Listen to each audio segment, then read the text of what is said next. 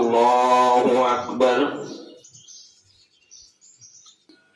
গায়রিল মাগদুবি আলাইহিম ওয়ালাদ-দাল্লিন মুস্তাকিম সিরাতাল্লাযীনা আন'আমতা আলাইহিম।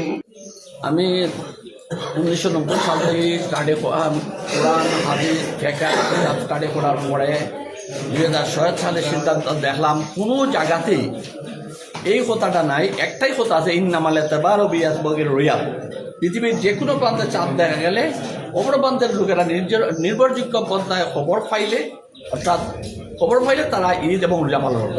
সেই অনুসারে আমি নিজে আবু হানিফার সূত্রটা অনুসারে হিসাব করি চন্দ্রের তারিখ কতটা, এবং আমি এবার খুঁজছি যে আগামী কুরবানি তো আমি প্রমাণ করিয়া দেখাইব যে সৌর তারিখের সাথে চন্দ্র তারিখ কীভাবে কনভার্ট করতে হয়, এবং এইটা যে 1 তারিখ আছে এটাও আমি প্রমাণ করিয়া দেখাইব।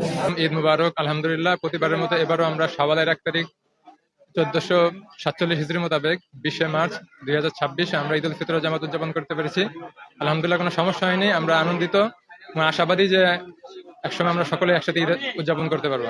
কোরআনের এই নিয়ম মেনে আমরা যেন সকলে একত্রিত হয়ে মুসলিম উম্মাহ একত্রিত হয়ে যেন ঈদের নামাজ পালন করতে পারি। আল্লাহু আকবার।